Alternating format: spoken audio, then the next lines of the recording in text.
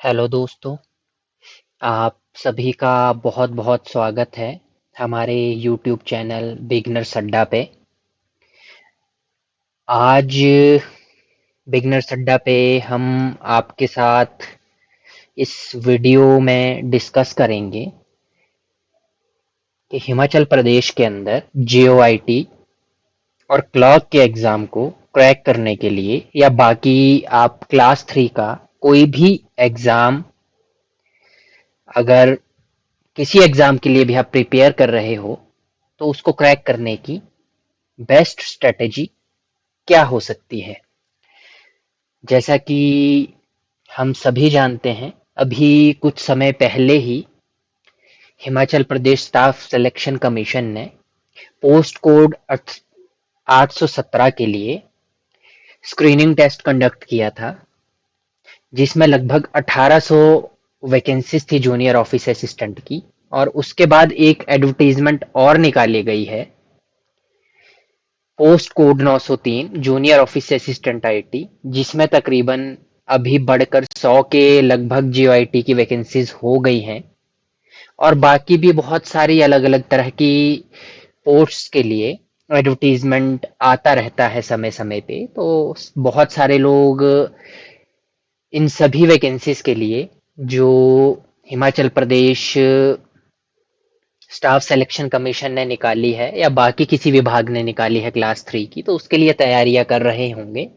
तो आज मैं आपसे आपके साथ स्ट्रेटेजी साझा करूंगा कि किसी भी कॉम्पिटिटिव एग्जाम को क्रैक करने के लिए आप क्या रणनीति अपना सकते हैं।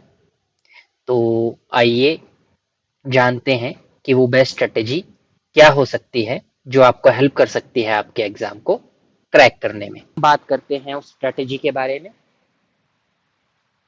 तो पहला जो मेरा एक्सपीरियंस रहा है, जो मैं आपसे साझा करना चाहूंगा, जो रणनीति मैंने अपनाई वो थी start early and beat the competition. कि जितनी जल्दी आप किसी काम को करने की शुरुआत करोगे, उतनी ही ज्यादा पॉसिबिलिटी है कि जिस प्रतियोगिता में आप हिस्सा ले रहे हो उस प्रतियोगिता में आप सफल हो जाओगे। एक उदाहरण के साथ आपको समझाना चाहूंगा सिर्फ मैं, वो ये कॉम्पिटिटिव एग्जाम्स के हिसाब से, जैसे दो अभ्यर्थी हैं, दोनों ही अभ्यर्थी एक कॉम्पिटिटिव एग्जाम के लिए उन्होंने फैसला लिया कि हमको कॉम्पिटिटिव एग्जाम को क्रैक करना है, उसके लिए तैयारी करनी है। उसमें से आप अभी जैसे मैं देख पा रहा हूं कि जितने लोग यहाँ पर हो, उनमें से किन्हीं दो लोगों ने इस वेबिनार के बाद एकदम डिसाइड कर लिया कि नहीं, आज से हम कॉम्पिटिटिव एग्जाम, हमने डिसाइड कर लिया इस वेबिनार में कि हम करेंगे अब तैयारी कॉम्पिटिटिव एग्जाम्स के लिए। पर फर्क ये आया कि एक कैंडिडेट ने इस वेबिनार के बाद से अपनी पढ़ाई शुरू कर दी, अपनी तैयारियां शुरू कर दी। और एक कैंडिडेट ने कहा कि जीओआईटी का यार अभी मैंने कोई फॉर्म भरा नहीं है, जिस दिन भर्ती आएगी, नोटिफिकेशन आएगी, उस दिन से पढ़ाई शुरू करूंगा। अब जो भर्ती और नोटिफिकेशन आई वो आई आपकी 4 महीने बाद। तो एक अभ्यर्थी ने जो है तैयारी शुरू की 4 महीने बाद और एक ने शुरू कर दी इस वेबिनार के बाद। तो दोनों की जो तैयारी में जो फर्क है वो 4 महीने का फर्क है। तो जिस अभ्यर्थी ने, कैंडिडेट ने 6 महीने पहले तैयारी शुरू कर दी थी या 4 महीने पहले तैयारी शुरू कर दी थी, तो जब एग्जाम की डेट आएगी तो उसके पास ज्यादा समय होगा चीजों को रिवाइज करने का, या उसने ज्यादा चीजें ग्रैप्स कर ली होगी। पर जिसने बाद में तैयारी शुरू की, उसके पास समय कम था, इसलिए उसने कम पढ़ाई की, कर पाएगा। वो हो सकता है कि उसको रिवीजन का कम टाइम मिल पाए। तो इसलिए पहली चीज कि जितनी जल्दी शुरुआत कर सको वो करो, वो हमेशा आपको बेनिफिट देती है। कल पे चीजें ना रखो कि भर्ती आएगी तो हम पढ़ाई शुरू करेंगे, यार अभी तो फॉर्म भरा है, अभी एग्जाम की डेट तो आने दो। बहुत सारे लोग कहते हैं मैंने 10 पेपर दे दिए, 15 पेपर दे दिए, मैं पिछले 5 साल से तैयारी कर रहा हूं, मेरा कोई एग्जाम क्रैक नहीं हो रहा। क्यों नहीं हो रहा? इसलिए नहीं हो रहा क्योंकि उसने 6 पेपर भरा, एग्जाम के रोल नंबर आया, रोल नंबर आने के बाद जब 15 दिन एग्जाम के बचे थे तो उसने पढ़ाई शुरू की और पूरा दिन पढ़ रहा है, वो सुबह से शाम तक। ऐसा नहीं है कि मेहनत नहीं कर रहा, सुबह से शाम तक पढ़ रहा है, पर वो स्ट्रेटेजी उसकी गलत है। इस वजह से उसका एग्जाम ही क्रैक नहीं हो रहा है। मैं अपनी बात करूं, मैंने 6 महीने पहले तैयारी शुरू की थी एग्जाम्स की, और 6 महीने के अंदर लगातार मैंने 4 एग्जाम्स भरे थे, और उसमें से 3 एग्जाम मेरे क्रैक हुए, जिसमें से एक 556 मैंने क्रैक किया, एक Himachal Pradesh public service commission का एग्जाम मैंने क्रैक किया जीओआईटी का ही, और एक मैंने ऑनरेबल हाई कोर्ट के अंदर एग्जाम क्लियर किया जीओआईटी का ही, जिसमें सिर्फ 2 वैकेंसीज थी। और सब क्योंकि हाई कोर्ट का जो रिक्रूटमेंट प्रोसेस है वो सबसे फास्ट है, वो 2-3 महीने में पूरा प्रोसेस कंप्लीट कर देते हैं। तो मेरा सबसे पहले वहां सिलेक्शन हुआ, और वहां से जो भर्ती हाई कोर्ट के द्वारा की गई थी वो लीगल सर्विसेज के लिए की गई थी, और वहां मुझे भेजा गया, और वहां आज मैं अपनी सर्विसेज दे रहा हूँ। तो वजह यही थी कि मैंने जिस दिन डिसाइड किया कि मेरे को कॉम्पिटेटिव एग्जाम की तैयारी करनी है, मैंने कोई नोटिफिकेशन आने का वेट नहीं किया, मैंने किसी भर्ती आने का इंतजार नहीं किया, मैंने सीधे पढ़ाई करना शुरू कर दिया। जब भर्ती आई फॉर्म भरा, जिस दिन पेपर आया पेपर दिया, और वो क्रैक हो गया। अगला जो मैं आपको पॉइंट बताना चाहूंगा, जो एक रणनीति के तहत आपको पता होना चाहिए जब आप किसी प्रतियोगी परीक्षा की तैयारी में लगे हो, वो है नो द एग्जाम। कि आप जिस भी पेपर की तैयारी कर रहे हो उसके बारे में आपको सारी जानकारी होनी चाहिए। जानकारी क्या होनी चाहिए? जानकारी ये होनी चाहिए कि उसका पेपर का जो पैटर्न है वो क्या आएगा, उसका सिलेबस क्या होगा, उसके अंदर सेक्शंस कितने होंगे, कौन कौन सा सेक्शन आएगा, हिंदी का आएगा, हिंदी का किस टॉपिक को लेके आएगा, कंप्यूटर का आएगा, कंप्यूटर का कौन से टॉपिक को लेके आएगा, कंप्यूटर फंडामेंटल का आएगा, कितने प्रश्न पूछे जाएंगे, उनका लेवल क्या होगा, मुश्किल प्रश्न होंगे कि आसान क्वेश्चन होंगे, लेवल क्या होगा, कुछ किस टॉपिक पे पूछे जाएंगे, कंप्यूटर जनरेशंस पे पूछे जाएंगे, या कंप्यूटर की इन्वेंशंस को लेके पूछे जाएंगे, या इनपुट आउटपुट डिवाइसेस को लेके पूछे जाएंगे, इतना डिटेल में आपको पता होना चाहिए। ठीक है। और तो ये सब चीजें आपको पता हो, ड्यूरेशन कितना है, पिछली कट ऑफ कितनी गई है, एग्जाम का लेवल टफ रहता है इजी रहता है, ये सब चीजें जब आपको पता होगी, यकीन मानिए आपकी तैयारी बहुत बेहतर होगी उन लोगों के कंपैरिजन में जो इन चीजों पे ध्यान नहीं देते। इन पे ध्यान देना है, एक बार पता करना है, अच्छे से समझना है, उसके बाद छोड़ देना है। कुछ लोगों का मैंने देखा वो इसी चीज में भी उलझे रह जाते हैं। अति अति किसी भी चीज की जो है वो खराब होती है। तो कुछ लोगों के साथ ये समस्या रहती है कि बस वो इसी में उलझे रहेंगे कि कितनी कट ऑफ गई, इस पेपर में कितनी गई, उसमें कितनी गई, ये अच्छा सिलेबस, ये एक बार समझो, ये शुरुआती जो कदम है आपके वो हैं, एक बार समझो, उसके बाद फिर अपनी पढ़ाई पे फोकस करो। इसके बाद जो अगली चीज आपको करनी है, डोंट बी वेरी सोशल। सामाजिक प्राणी थोड़ा सा कम बने। मैं ये नहीं कहता कि कमरे में खुद को बंद करो और पूरा दिन पढ़ाई करते रहो, पर इंश्योर करो कि आप एक मतलब ऐसे व्यक्ति ना हो कि जो दिन में 3-4 घंटे सोशल मीडिया पे बिताता है वीडियोस देखने में, यूट्यूब पे बिता देता है वीडियोस देखने में, टिकटॉक पे बिता देता है, फिर किसी दोस्त का फोन आ जाता है, आधा घंटा 1 घंटा उससे बात हो जाती है, फिर सैटरडे के लिए मॉर्निंग पे चले गए या कहीं घूमने चले गए दोस्तों के साथ, कभी मूवी देखने चले गए, कभी कोई पड़ोस में शादी है, कभी चाचा के बुआ के बेटे की शादी है वहां चले गए। तो इन सब चीजों को आपको इग्नोर करना पड़ेगा थोड़ा, ये थोड़ा सेक्रीफाइस आपको करना पड़ेगा। क्योंकि अगर मैं प्ले स्टोर पे बहुत सारे ऐसे एप्स अवेलेबल हैं आज के समय में, जहां पर आप उनको इंस्टॉल कर सकते हो, और वो ट्रैक करेंगे कि आपने 24 घंटे के अंदर कितना समय अपनी फेसबुक को दिया, कितना समय आपने इंस्टाग्राम को दिया, कितना समय आपने यूट्यूब को दिया, और कितना समय आपने फोन पे बात करी। तो आप जाते हो कभी 10 मिनट के लिए, कभी 5 मिनट के लिए, कभी 6 मिनट के लिए, ऐसे थोड़े थोड़े समय के लिए इस्तेमाल करते हो इन सब चीजों का। पर जब उस पूरे समय को एक साथ जोड़ते हो तो आपको पता चलता है आपने अपनी जिंदगी 24 घंटे में से 6 घंटे ऐसे ही बिता दिए सोशल मीडिया पे, 2 घंटे आपने फोन पे बात की, 3 घंटे आपने यूट्यूब पे एक मूवी देख ली, उसके बाद इंस्टाग्राम पे कुछ शॉर्ट वीडियोस देख लिए। और यकीन मानिए इससे सिर्फ आपका टाइम वेस्ट होता है। फेसबुक इंस्टाग्राम यूट्यूब तो पैसे कमा रहे हैं, और आप अपना टाइम खराब कर रहे हो वहां पे जाके। तो इन सब चीजों को अवॉइड करें, उस टाइम को, उस प्रीशियस टाइम को अपने पढ़ाई पे लगाएं। आपको करना क्या है, पूरा दिन पढ़ाई नहीं करनी है, थोड़ा समय सुबह शाम टहलें, वॉक करें, बाहर घूमें फिरें, थोड़ी देर बीच बीच में ब्रेक्स लें, खुद को रिलैक्स भी करें। ऐसा नहीं है कि पूरा दिन पढ़ाई करें, हाँ, पर ये फंक्शंस, क्योंकि किसी फंक्शन में जाओगे 2-3 दिन चले जाएंगे आपके, मॉर्निंग पे जाओगे वहां पे टाइम जाएगा, तो सब जगह ये चीजें होंगी। तो इस चीज से थोड़ा सा बचे, बैलेंस रखें।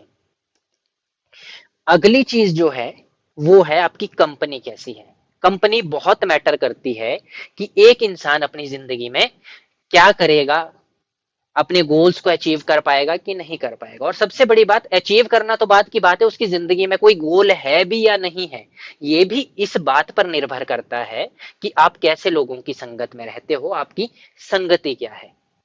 मैं अपनी जिंदगी में जो भी बन पाया हूं, बहुत कुछ नहीं बना हूं, पर जितनी चीजें मैंने सीखी हैं, जितना मैं जान पाया हूं, और आज आप लोगों के साथ यहां बैठ के साझा कर पा रहा हूं, उसके पीछे मैं 50% जो योगदान है वो मानता हूं अपने उन लोगों का जिनकी संगत में मैं रहा हूं। मैंने अपनी जिंदगी में जिन लोगों के साथ मैं रहा, उन्होंने मुझे बहुत कुछ दिया है, मैं उनका बहुत बहुत ही आभारी हूं, उनसे मुझे बहुत कुछ सीखने को मिला है और बहुत कुछ सीखने को मिलता है। और आज अगर मेरी लाइफ में कुछ खुद को लेके, अपनी लाइफ को लेके कोई ऑब्जेक्टिव है, तो वो उस संगत के कारण है। क्योंकि जब मैंने उन लोगों को अपनी जिंदगी में कुछ बेहतर करते हुए देखा, तो मैं इंस्पायर हुआ, मैं मोटिवेटेड हुआ कि यार मुझे भी कुछ अच्छा करना चाहिए। अगर मुझे भगवान ने ये जिंदगी सौंपी है तो मैं भी तो कुछ बेहतर करूं अपनी जिंदगी में। सुबह उठूं, दिन में खाऊं, सोऊं, मौज मस्ती करूं, रात में सो जाऊं और चला जाऊं। तो ऐसे रैंडम लाइफ तो मैं नहीं जीऊं यार, ये भी तो देखो कर रहे हैं। तो कंपनी कैसी है आपकी वो बहुत मैटर करता है। रैंडम लोगों के साथ रहोगे जिनका जिंदगी में कोई गोल नहीं है, कोई ऑब्जेक्टिव नहीं है, घर वाले खिला रहे हैं, वो खा रहे हैं, बस ऐसे लाइफ चल रही है, तो ऐसे लोगों के साथ रहेंगे तो आप, फिर थोड़ी समस्या है। होगा क्या, आप पढ़ाई कर रहे होंगे, एक ऐसा बंदा जिसका कोई ऑब्जेक्टिव नहीं है लाइफ में, तो जिसके पास कोई ऑब्जेक्टिव नहीं है उसके पास समय ही समय वेस्ट करने के लिए बहुत सारा टाइम है। तो आप तो पढ़ाई कर रहे थे, अब आपकी संगत वाले लोग वैसे नहीं थे, अब वो आपको फोन करेगा, यार भाई क्या कर रहा है, या हेलो हाँ क्या कर रही हो, यार मैं तो पढ़ाई कर, यार क्या पढ़ाई पढ़ाई, हर वक्त पढ़ाई करते रहते हो।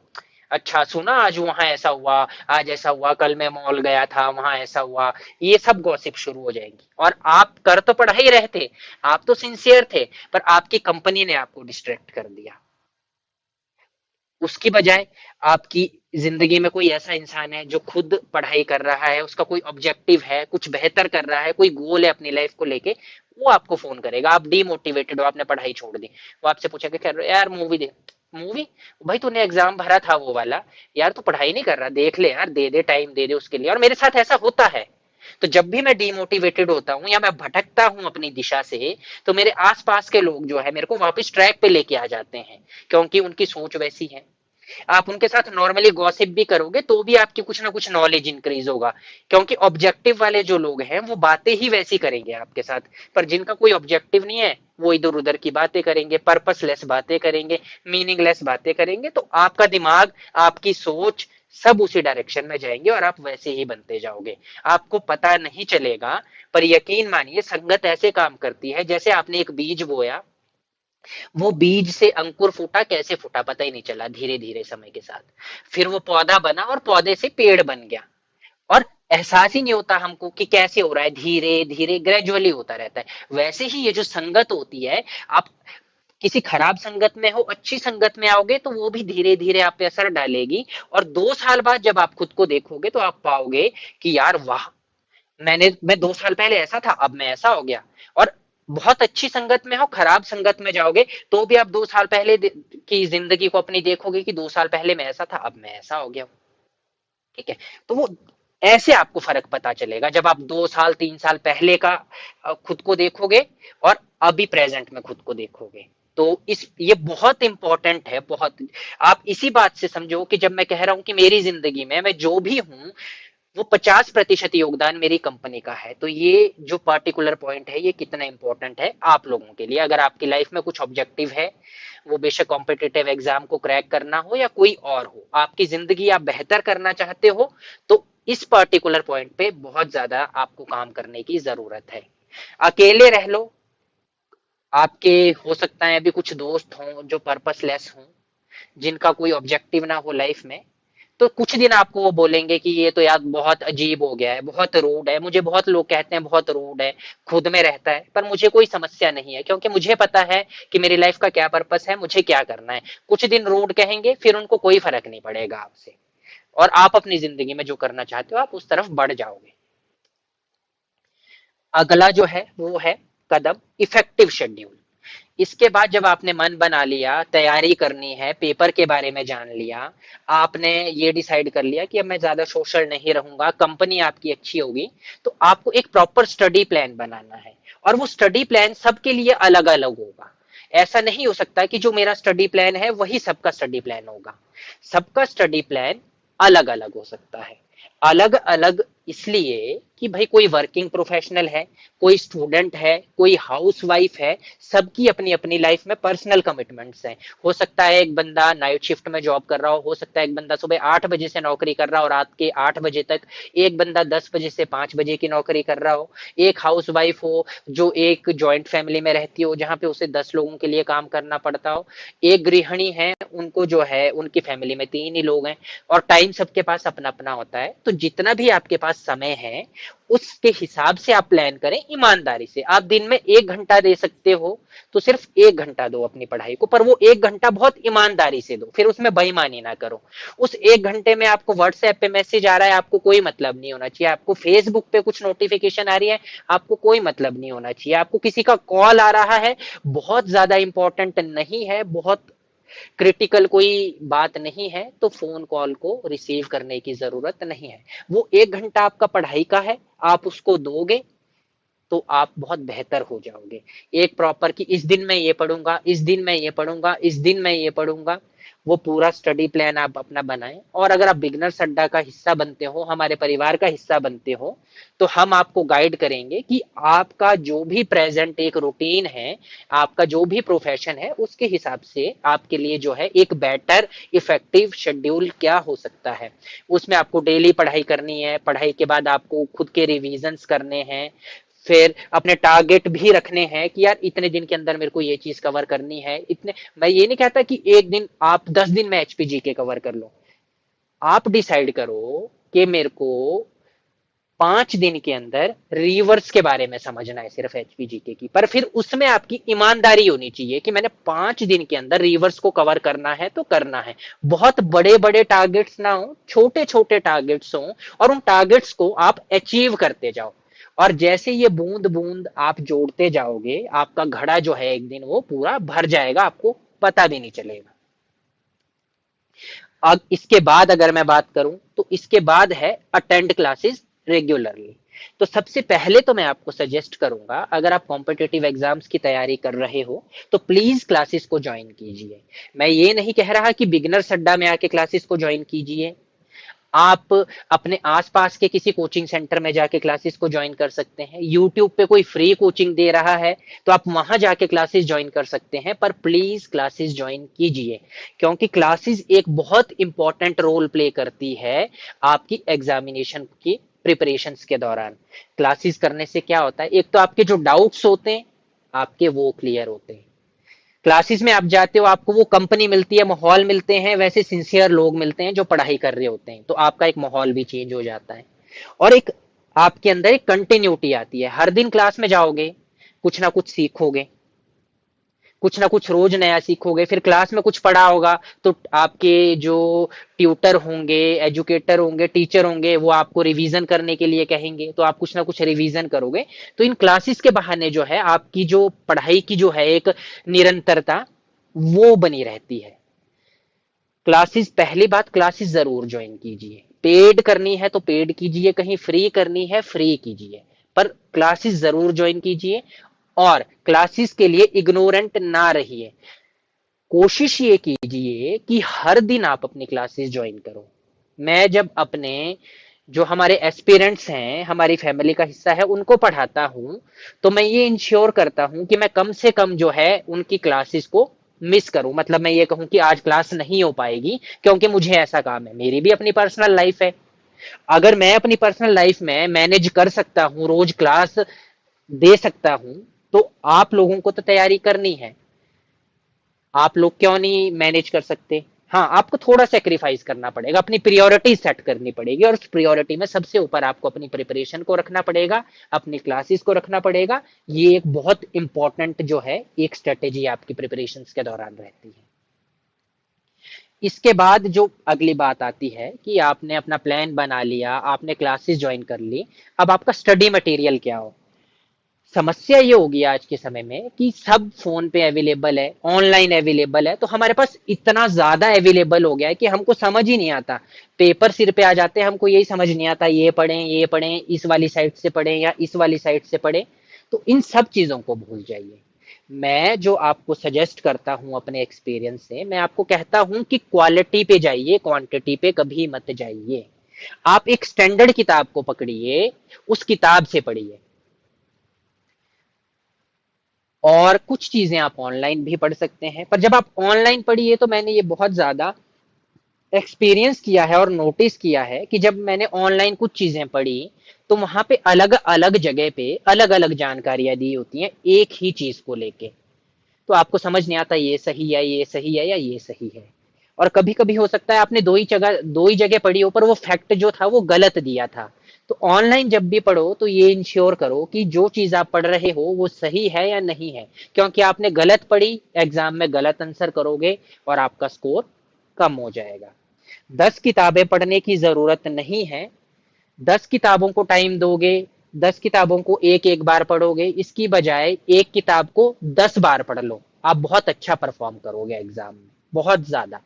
और बिगनर्स अड्डा का अगर आप हिस्सा बनते हो, आपको कौन सी किताबें पढ़नी है, कैसी कैसी किताबें पढ़नी है, तो वो मैं आपसे सब शेयर करूंगा। स्टडी मटेरियल को लेके बहुत प्रिसाइज स्टडी मटेरियल आपको बताया जाएगा, बहुत लिमिटेड चीजें आपको बताई जाएगी कि सिर्फ आपको इतना पढ़ना है, ये पढ़ना है। तो पूरी आपको उसमें भी हेल्प की जाएगी। और अगर आप खुद से भी तैयारी कर रहे हो या कहीं और भी जा रहे हो तो स्टडी मटेरियल को बहुत वाइसली चूज कीजिए, ये भी एक बहुत इंपॉर्टेंट चीज है। अगला है रीड थॉरोली। रीड थॉरोली माने कि मैं हमेशा ये कहता हूँ जब भी मैं क्लासेस लेता हूँ, मैं एक्सप्लेन करता हूँ किसी टॉपिक को अपने एस्पिरेंट्स को, पर हमेशा मैं ये कहता हूँ कि आपको करना क्या है, उसके बाद गो थ्रू करना है, मतलब उस चीज को पढ़ना है एक बार थॉरोली। उससे क्या होता है कि आपको एक तो याद रहती हैं चीजें, और दूसरा जो है जब आपको एग्जाम के टाइम पे रिकॉल करना होता है ना किसी चीज को, कि हम बोलते हैं याद ही नहीं रहता यार, पेपर देने जाते हैं वहां भूल जाते हैं। तो ये जो समस्या आपकी रहती है, ये परेशानी आपकी दूर हो जाएगी अगर आप थॉरोली चीजों को पढ़ोगे। मेन मेन हेडिंग्स को पढ़ो, नीचे जो टेक्स्ट लिखा है उसको एक बार पढ़ो जरूर। ऐसा नहीं कि नहीं ऊपर ऊपर से पढ़ लिया, वो नहीं करना है कभी भी। अगर आपकी किताब में एक चैप्टर है जैसे हिमाचल के रिवर्स को लेके, तो वो जितना पूरा पेज है उसको पूरे को पढ़ो एक बार बहुत ध्यान के साथ, और आप बहुत ज्यादा इंप्रूव करोगे इस चीज में। एग्जाम के टाइम पे आपको फील होगा जब आप एग्जाम में बैठोगे कि नहीं यार वो जो मैंने थॉरली पढ़ा था आज वो चीज मुझे पे कर रही है। इसके बाद हम बात करेंगे अगला, जो सबसे बड़ी समस्या बहुत सारे लोगों के साथ रहती है। वो समस्या क्या है कि सर हम बहुत पढ़ाई करते हैं, बहुत ज्यादा पढ़ते हैं, पूरा पूरा दिन पढ़ते हैं, पर होता क्या है कि अभी जैसे हमने पढ़ा या क्लास में हमको किसी ने समझाया, उसके 2 दिन बाद, 4 दिन बाद, एक हफ्ते बाद, 15 दिन बाद हम भूल जाते हैं, हमको याद नहीं रहता है। यकीन मानिए दुनिया में इतनी सारी किताबें हैं, कोई भी याद नहीं कर सकता। याद करना is not possible at all. तो आपको मेमोराइज नहीं करना है चीजों को। मेमोराइज करोगे तो दिमाग भरता जाएगा, भरता जाएगा, भरता जाएगा, कितनी चीजें मेमोराइज कर पाओगे। इसकी बजाय आपको जो स्ट्रेटेजी अपनानी है वो अपनानी है चीजों को अंडरस्टैंड करने की, समझने की। अगर आप एक बेसिक कॉन्सेप्ट जो होता है, बेसिक्स को क्लियर करोगे, उसके कॉन्सेप्ट को समझोगे, तो आपको याद करने की जरूरत ही नहीं पड़ेगी। और आज तक मैं जो भी कर पाया हूं, जितने भी एग्जाम कर पाया हूं, मुझे नहीं याद रहता।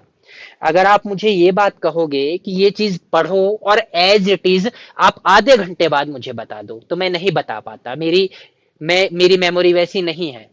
हाँ, पर मैंने उसका तोड़ क्या निकाला है कि मैं उस कॉन्सेप्ट को समझ लेता हूं, और क्योंकि मुझे कॉन्सेप्ट समझ आ गया, तो मेरे से किसी भी ढंग का कुछ भी सवाल कहीं भी पूछा जाएगा, मैं बहुत आसानी से उसका आंसर कर पाता हूं।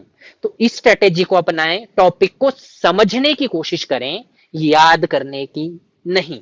और बहुत सारे एस्पिरेंट्स यही गलती करते हैं, वो एक किताब लेते हैं, उसको रट्टा मारने की कोशिश करते हैं, याद करने की कोशिश करते हैं, समझने की कोशिश नहीं करते। अगला है रिवाइज रिवाइज एंड रिवाइज।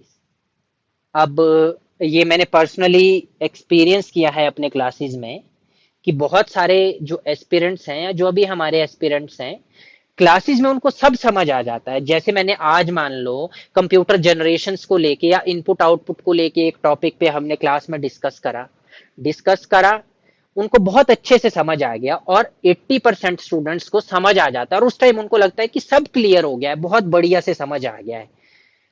पर उसके बाद वो उस टॉपिक को रिवाइज नहीं करते, जिसके कारण कुछ समय बाद जो वो अंडरस्टैंड उन्होंने टॉपिक को किया था, समझा था, वो उनके दिमाग से निकलना शुरू हो जाता है।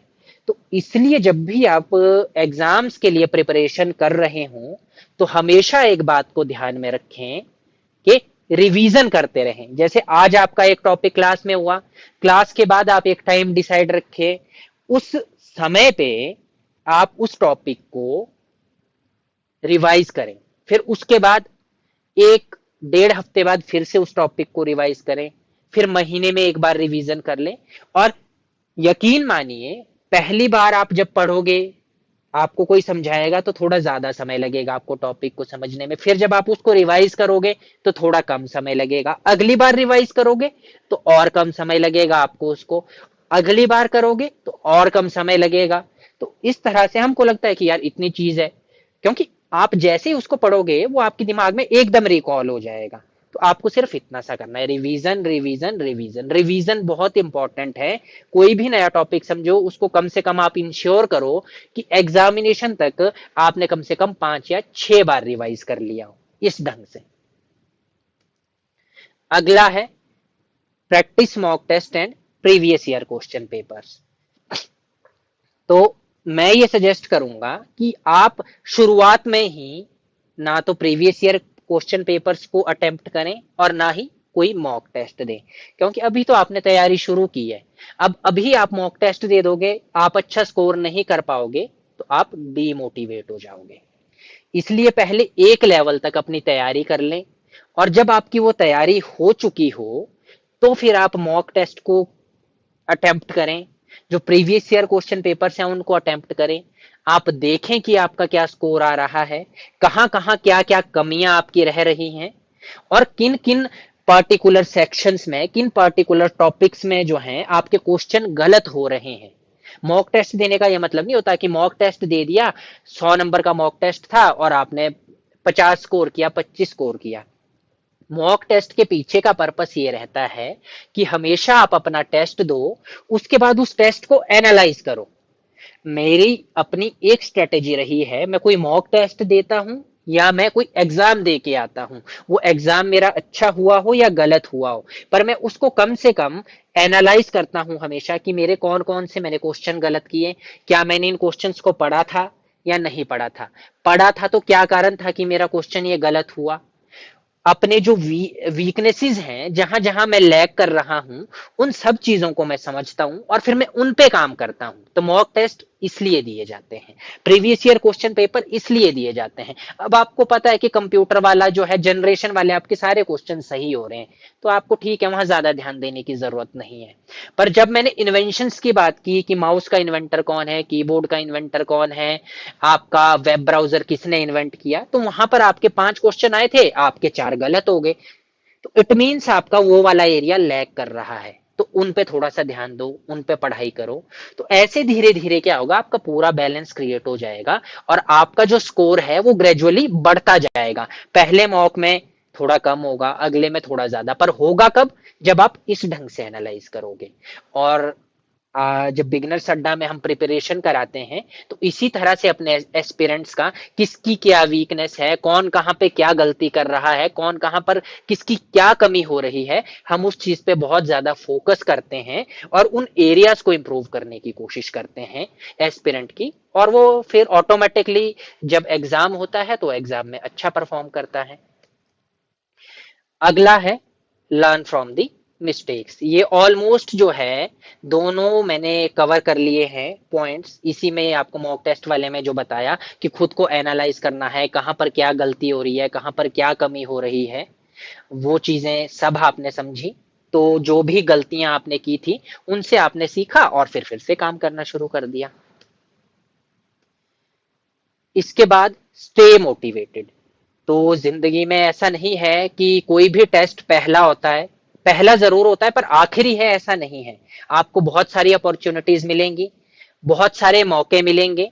तो एक बारी के लिए अगर आप फेल हो भी गए हो किसी एग्जाम में या आप नहीं क्लियर कर पाए हो किसी कारण, तो कभी भी डीमोटिवेट होने की जरूरत नहीं है। पढ़ाई कर रहे हो, पढ़ाई के दौरान आपको समझ नहीं आ रहा है, ये चीज मैटर नहीं करती ज्यादा कि आप समझ पाते हो या नहीं, आपको देरी से समझ आता है, ये समस्या नहीं है। मेन जो चीज है वो ये है कि आपके अंदर करने की इच्छा है या नहीं है। अगर करने की इच्छा है तो धीरे धीरे आपको समझ आ जाएंगी चीजें। तो कभी कभी हम डीमोटिवेट भी हो जाते हैं, कभी कभी कोई पर्सनल प्रॉब्लम आ जाती है लाइफ में, अपनी जो है निजी भी तो बहुत हमारी जिंदगी भी है ना। पढ़ाई तो अच्छी चल रही थी, समझ भी आ रहा था, फैमिली में कोई प्रॉब्लम हो गया, दोस्त के साथ कोई झगड़ा हो गया, परिवार में किसी तरह की कोई समस्या होगी, तो हम डीमोटिवेट हो गए, हमारी जो है वो ध्यान डिस्ट्रैक्ट हो गया, पढ़ाई में भी मन नहीं लगेगा। तो कोशिश ये करनी है कि पढ़ाई के दौरान हमारी निजी समस्या हो, हमें समझ ना आ रहा हो, हम एग्जाम क्रैक ना कर पाए किसी कारण से, तो डीमोटिवेट नहीं होना है, हमेशा पॉजिटिव रहना है। और ऐसी सिचुएशन आपकी लाइफ में अगर कभी आती है तो आपकी जिंदगी में, हर इंसान की जिंदगी में कोई ना कोई अपना एक क्लोज फ्रेंड होता है। आप अपने माता जी के ज्यादा नजदीक हो, करीबी हो सकते हैं, जिनके साथ अपने फीलिंग्स आप शेयर करते हो, फादर के ज्यादा क्लोज हो सकते हो या किसी दोस्त के ज्यादा क्लोज हो सकते हो। तो ऐसी जो समस्याएं जब भी आती है, आप लो फील करते हो, तो ऐसे लोगों से अपनी समस्या को डिस्कस करें। और वो जब आप उनसे बात करोगे तो बात करने से ही आपकी आधी समस्या का जो है वो समाधान हो जाएगा, क्योंकि जैसे ही आप किसी से कुछ शेयर करते हो तो आप थोड़े हल्का महसूस करते हो आप खुद को, और वो इंसान आपको थोड़ा समझाएगा, कुछ ना कुछ सॉल्यूशन देगा। तो इस तरह से जो है आप फिर से अपने स्टडी पे फोकस कर पाओगे और मोटिवेटेड रहोगे। इसके बाद अच्छा खाना खाएं और बढ़िया सोए। मैं ये नहीं कहता कि 2 घंटे सो, 3 घंटे सो, अपना बढ़िया सो, अच्छे से 6 घंटे, 7 घंटे, 8 घंटे की बढ़िया नींद लो।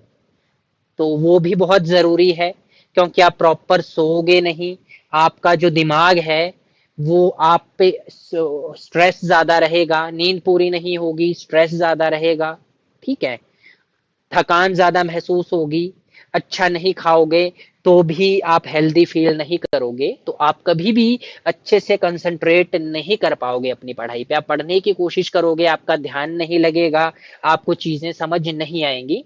तो कोशिश ये करें कि आप समय से सोएं और प्रॉपर सोएं, मतलब अगर आप 6-7 घंटे की अच्छी नींद लें, क्वालिटी जो आपकी स्लीप है वो होनी चाहिए।